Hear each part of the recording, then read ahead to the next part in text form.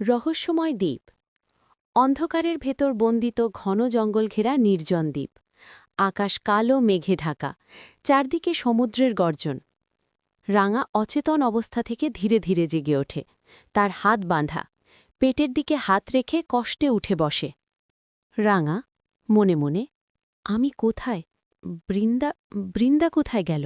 আমাকে কি ওরা আলাদা করে ফেলেছে? চারদিকে তাকিয়ে দেখে কয়েকজন অদ্ভুত পোশাক পরা লোক তাকে ঘিরে আছে।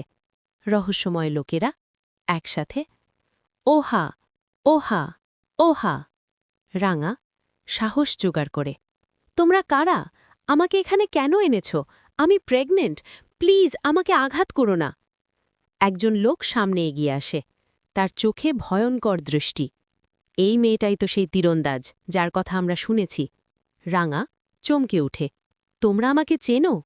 লোকনেতা, তুমি অনেকের পরিকল্পনা নষ্ট করেছ, আজ তোমার পালা। হঠাৎ দূরে কারো ছায়া দেখা যায়। রাঙা তাকিয়ে অবাক হয়ে যায়। রাঙা মনে মনে, ওটা কি বৃন্দা? বৃন্দার গোপন পরিকল্পনা। বৃন্দা লুকিয়ে সবকিছু দেখছে, তার মুখে দ্বিধা ও অনুশোচনা।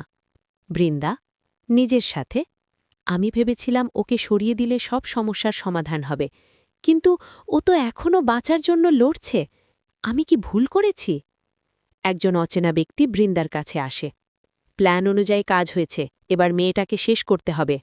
বৃন্দা দ্বিধায়, না, এখনই না, আমি শেষ সিদ্ধান্ত নিইনি। ক্যামেরা বৃন্দার মুখে জুম, বোঝা যাচ্ছে সে ভেতরে ভেঙে পড়ছে। রাঙার বাড়ি, আতঙ্ক আর কান্না। ড্রয়িং রুম, পরিবেশ ভারী ও নিস্তব্ধ। মা কান্নায় ভেঙে পড়ে, আমার রাঙা কোথায়? ও তো সবসময় বলতো, মা আমি শক্ত মেয়ে, কিন্তু এখন কে ওর পাশে আছে? বাবা চোখ মুছতে মুছতে, কিছু হবে না, আমার মেয়ে লড়াই করে ফিরবে। সত্যজিৎ, মামি আপনারা শক্ত হন, আমরা পুলিশ প্রোটেকশনে কলকাতায় যাচ্ছি, এখানে থাকা বিপজ্জনক। পাঞ্চালি, রাঙা শুধু আমাদের মেয়ে নয়, সে একজন যোদ্ধা, ও ফিরবেই।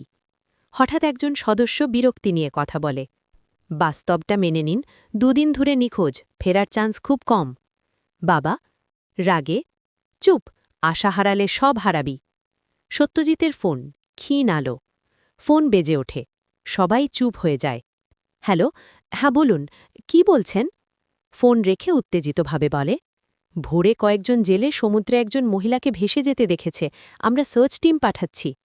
মা আকাশের দিকে তাকিয়ে, ঠাকুর, এটাই কি আমার রাঙা? শিবরাত্রির রাত, মায়ের প্রার্থনা। ঘরে শিবরাত্রির পূজার আয়োজন, ধূপের ধোঁয়া। আজ শিবরাত্রি, আমার মেয়ে প্রতি বছর তোমার মাথায় জল ঢালত, আজ আমি ঢালছি, তুমি ওকে ফিরিয়ে দাও। মায়ের চোখের জল শিবলিঙ্গে পড়ে। মা, যদি আমার কোনো পুণ্য থাকে সব নিয়ে নাও, শুধু আমার মেয়েকে ফিরিয়ে দাও।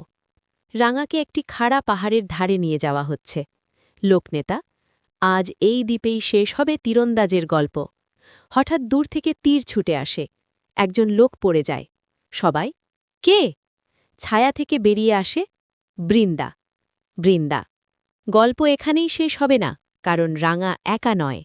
রাঙা চোখে জল, কিন্তু মুখে দৃঢ়তা।